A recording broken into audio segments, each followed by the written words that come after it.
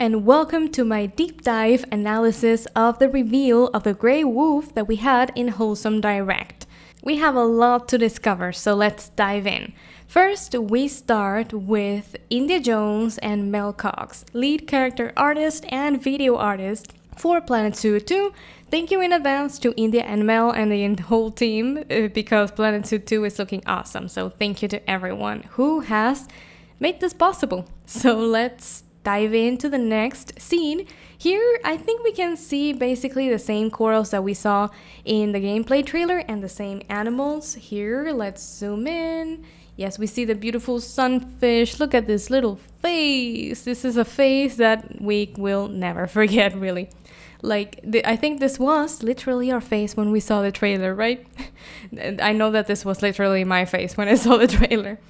Then we see the beautiful turtles, we see the corals. I still can't get over how beautiful the corals are looking, also their movement. And you know that I'm a super huge fan of the brain coral, like this. Also the tube corals are looking so nice. Then let's see, we see this little fish. I still need to learn more about fish species, but I know that this one was in Finding Nemo, I think. Or it's very similar to the one in Finding Nemo. Okay, so let's continue. Now we go here, we move on.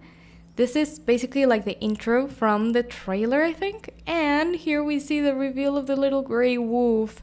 I mean, I love wolves. I can't wait to see them like interacting in packs and actually like moving and taking care of their little babies, like their cubs.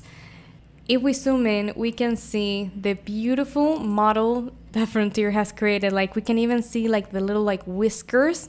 I think these are like called whiskers. We see the nose. The nose looks sort of like wet as it is in real life. We can see the fur. I mean, the jump in quality and fidelity of the fur texture is amazing. We can even see like the little like hairs here in where the eyebrows should be. We can see the hairs on the ears. I mean, they look amazing, really. The little baby, look at the little baby like stretching over here. Look at the little baby. It looks so beautiful. I mean, also the model itself looks a lot more realistic. You can see the proportions in the face, in the head, in the body itself. Also, look at the paws, the legs. I mean, the overall animal model looks a lot more realistic. Also, look at the little cubs over here. Then at the back, we see like a few buildings, and we see some new, I think these are new fences or fences built with custom pieces, like modular pieces. The rocks are looking great, and also look at the ground texture. I love that they have a few patches of grass like this, but they're not covering the entire ground, so they look a lot more realistic like this. Awesome, so let's move on, let's continue. You can see the movement. I love how this baby, like, it's using its tongue, and the other one is, like, moving to, like, it's itching. It's so nice. And then we see this animation with the enrichment item. It looks very, very realistic. I mean, the whole movement looks natural. Let's play it so you can see it. The whole movement looks natural, a lot more natural. Planet Zoo was amazing, but Planet Zoo 2 is like a huge jump in quality in basically everything that we can find in the game. Also, let's zoom in and let's check out the foliage, because the foliage is also looking amazing. Look at this. Look at how the lighting is interacting with the foliage. It's like beautiful, beautiful, really. Also, the rocks at the back over here. And the terrain over here. You can see the terrain paint over here. It's like everything is combining to make Planet Zoo 2, I think, the best zoo game ever. Really, I still remember my good old days playing Zoo Tycoon 2, and in those days, having something like Planet Zoo 2 would have made me like crazy. I wouldn't have left the chair in like 6 years if I had Planet Zoo 2 at that time. So right now, I'm so happy to have the game like almost ready. Like in 4 months, we have it. It's beautiful. Also, look at the grass. I love that we have grass patches of different like lengths or sizes. Like we can see small grass that is just starting to grow, and we also have this long grass which looks really nice. Every strand of the grass is visible. Like, it's beautiful. Then Let's continue. We see the secretary bird. It's flying inside the aviary. We see the poles that we're going to have to use to create the meshes around the aviaries. And we see the palm trees. Just look at the texture on the palm tree. Like, let's zoom in here for a bit. And even if we can't really see it very clearly, just look at, you can see the little, like, the texture. I think this will be 3D texture, or at least it looks like 3D texture on the palm tree over here. It's looking beautiful. Also the color, how it's like darker and more brownish at the bottom because the leaves are a little bit drier and the leaves at the top are greener. That is very, very realistic. I've seen those in real life, and that is very realistic. Let's see what else we can find here. We see, I think this is the keeper gate for the aviary. I'm so looking forward to seeing if we can have more than one keeper gate. That would be awesome. Since the team has been listening to everything we've asked so far, I do think that they will add it, or at least they will be adding it at some point in the future. I also love the turtle. I mean, I can't get over how beautiful the turtle looks. The turtle is one of my favorite animals ever, the sea turtle, so it is beautiful. Then let's continue. Also the animation. Now we can see the little baby like yawning, and take a look at the detail on the teeth and the tongue. Like the teeth, they also have like the gums over here. You can see like the individual like relief in the gums. The teeth, they look like teeth. They have like this little like gradient in the teeth color. Also the tongue, how it moves in the animation. I mean, it's so beautiful, so beautiful. The eyes are also like squashed when it's performing the animation. The whole face looks realistic, and the body movement as well. Just take a look at the animation here. I'm going to play it back and take a look at the yawning animation. It's so cute. Also how it's preparing to get to sleep. Beautiful, beautiful, beautiful. Now, for the enrichment items, this is something that I was very happily surprised to see. Like, enrichment items are also physics-based right now, apparently, because they will roll down the hill. And if they interact or hit an animal, the animal will react to that interaction. It's so beautiful, and I'm looking forward to seeing their realistic reactions and animations. I mean, you can see the little wolf here sniffing everything. Now, here we have an air view, and let's see what we can find here by zooming in. Let's see. Here we see some vines. I think these are vines from the tree, and some roots, and that is looking beautiful. If we can place them down individually. We also have these little like mushrooms or fungi. I mean, that is beautiful. We saw them like they will be individual pieces that we can add on the ground or to the trees. We also see some like, I think this is a plaster. Then let's see, we have some custom fencing, I think, or maybe this will be a built-in fence, but it looks really nice. We see the rocks. Then we see these tree roots. This is an enrichment item, a ball, and this is the pipe, the water pipe that we had in Planet Zoo 1. So they will be coming back as enrichment items. We see these little trees with the like fall or autumn colors, which I love. I'm so looking forward to learning more about the seasons and if they will be dynamic. I've seen videos and opinions and speculation that the seasons and the foliage will be adapted dynamically to the seasons. So I'm so looking forward to that. Then on the back, we see the trees and we see the fence, but I don't think there's anything else. Let's see. We see the building on the back, and I don't think there's anything else. That like everything is looking awesome. I mean, no words. Like there's really no words to describe how beautiful this is looking. Let's zoom in here, and we can see the wolf here, the foliage looking amazing. We have some vines that are growing over here. We see some glass pieces. I think this is where people can actually see the wolves. Then we see the hills over here, the building. What else can we find? Okay, here we have the enrichment item that we saw with the puppy, which is like a zebra for them to interact with, a cardboard zebra, I think. Then we see the little pond, and the wolf is getting close here so we can drink water. Then we see some leaves over here. And what else do we got? I think that's all we have in this shot.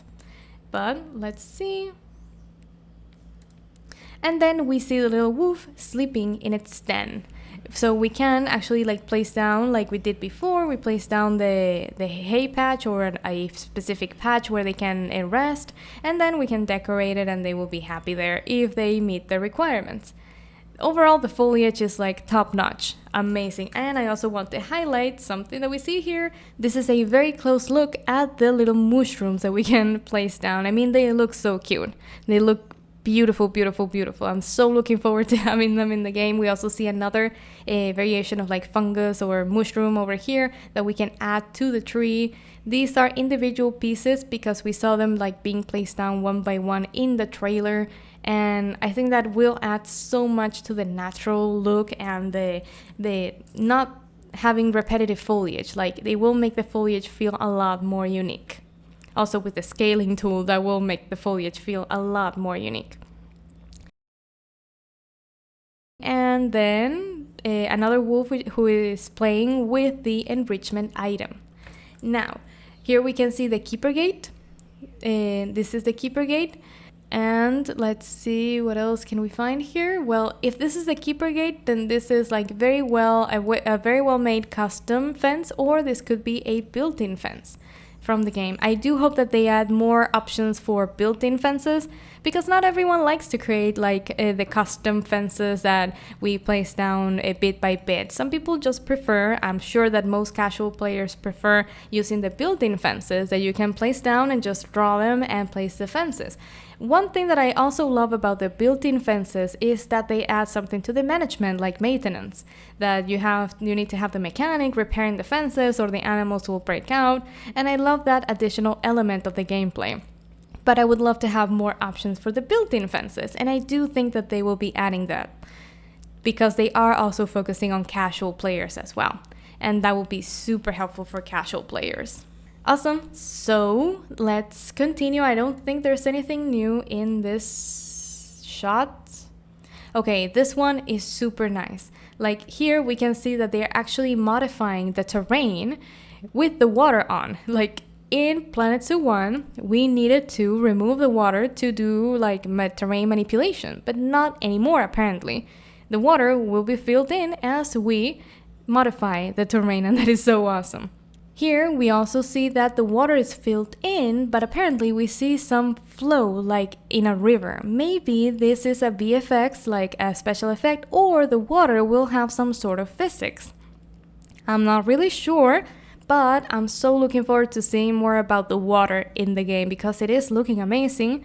And it, like, even if it is a VFX, a special effect, a visual effect, it is looking amazing. Now, we also see a little puppy drinking from the water. Let's take a look at the reflection here. Like, stop for a moment and take a look at the reflection here of the puppy and the lighting that comes from the sun. Like, these small details are what make Planet Zoo 2 the amazing game that it's looking like so far. Like, it is bringing realism to a whole new level in the zoo genre. I mean, it is beautiful, beautiful, beautiful.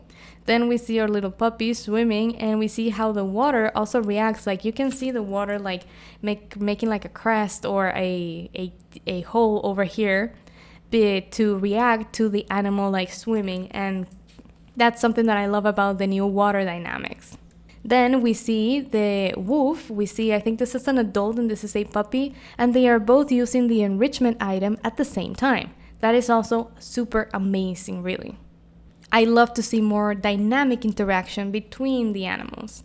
That will make everything look more realistic. And the little puppy playing with the enrichment item. They say that they have a lot of energy, so they are playing like this. And here we have a small little detail.